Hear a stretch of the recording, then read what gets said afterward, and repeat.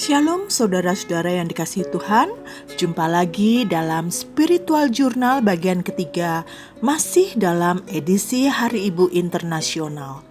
Pada bagian pertama kita telah belajar dari Hana, sosok wanita yang memiliki kedekatan dengan Allah. Pada bagian kedua kita belajar dari Hana, sosok ibu yang dapat melakukan perannya dengan baik. Sebelum merenungkan firman Tuhan lebih dalam, mari kita berdoa. Bapa yang baik, bersyukur kami masih diberi kesempatan merenungkan firman Tuhan dan belajar dari sosok Hana. Kiranya Roh Kudus menolong kami untuk mengerti firman-Mu, dan kami rindu menjadi pelaku firman-Mu dan hidup seturut kehendak-Mu. Kami mau serahkan waktu ini sepenuhnya hanya di dalam nama Tuhan Yesus. Amin. Spiritual Journal bagian ketiga ini tetap akan belajar dari Hana, sosok ibu yang sangat diberkati Allah. Saudara, tentu kita masih ingat bagaimana Hana berdoa di bait Allah memohon seorang anak laki-laki. Dan Allah mendengar serta menjawab doanya. Hana dikaruniai anak laki-laki yang diberi nama Samuel. Kemudian Hana mempersembahkan Samuel kepada Allah agar Samuel dapat melayani Allah seumur hidupnya. Hana sosok wanita yang memiliki kedekatan dengan Allah, dan Hana menyadari bahwa Allah lah yang berdaulat atas hidupnya. Allah juga sangat mengerti isi hati Hana. Bagaimana cara Allah memberkati Hana?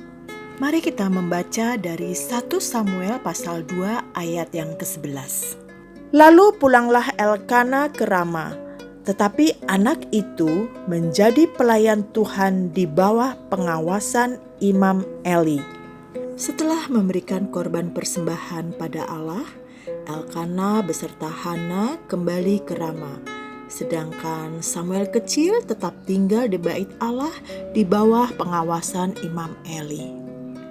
Ketika membaca ayat ini, saya mencoba memikirkan dan merasakan perasaan Hana saat itu. Tentu hati Hana tidak tega harus meninggalkan Samuel yang masih kanak-kanak itu bersama Imam Eli. Bagaimanapun juga, Samuel masih batita yang masih membutuhkan kasih sayang mamanya, pelukan mamanya, dan memerlukan perawatan dari mamanya. Tetapi Hana dengan besar hati meninggalkan Samuel karena Hana harus memenuhi nazarnya kepada Allah. Hana harus rela berpisah dan tidak bisa bertemu Samuel setiap saat. Hana tidak bisa memberikan kasih sayang dan pelukan untuk anaknya setiap waktu. Mari kita lanjut membaca dari 1 Samuel 2 ayat 18 dan 19. Adapun Samuel menjadi pelayan di hadapan Tuhan. Ia masih anak-anak yang tubuhnya berlilitkan baju efod dari kain lenan.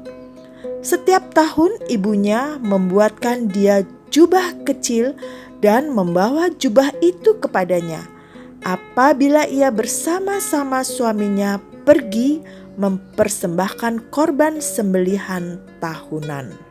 Hana masih bisa bertemu dengan Samuel walau setahun sekali.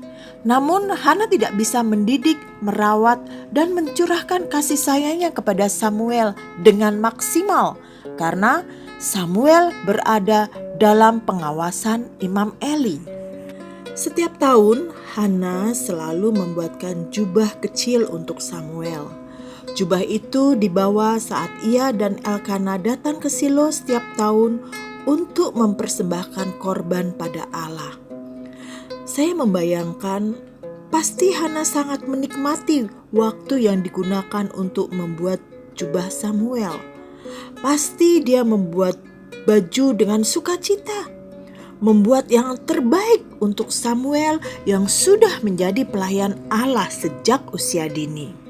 1 Samuel pasal 2 ayat 20 sampai 21 memberitahukan kepada kita.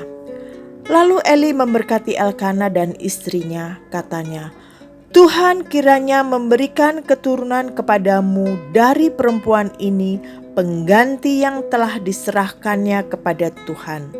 Sesudah itu pulanglah mereka ke tempat kediamannya.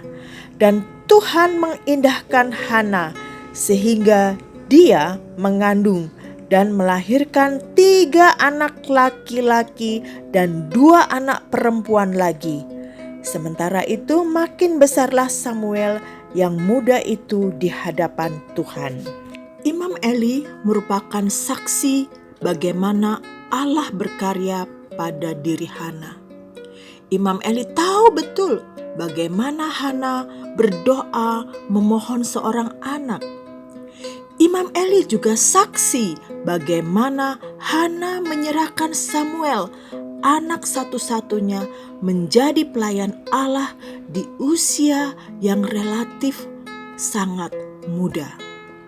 Imam Eli memberkati Elkana dan Hana, memohon berkat Allah atas Hana yang telah rela memberikan Samuel menjadi pelayan Allah. Mohon berkat Allah untuk memberikan anak sebagai pengganti Samuel.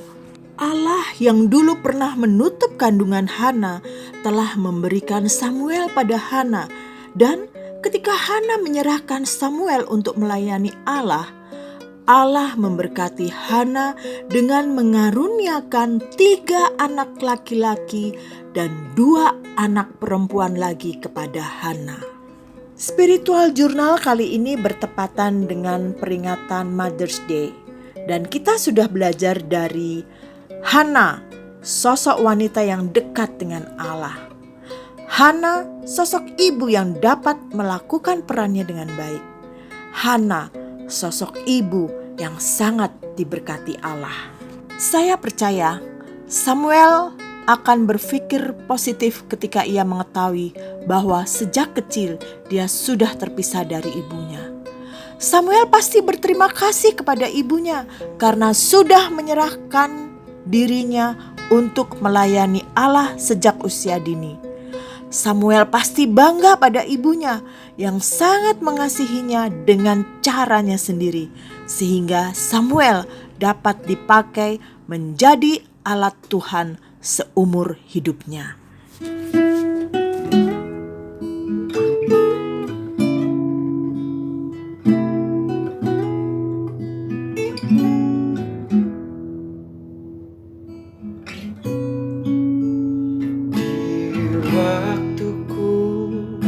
Masih kecil, gembira dan senang, tiada duka ku kenang, tak kunjung mengerang.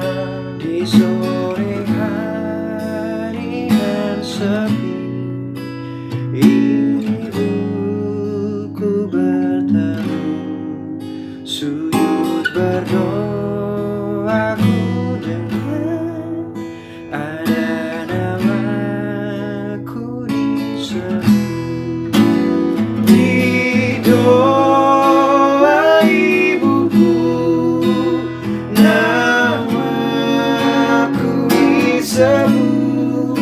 Di doa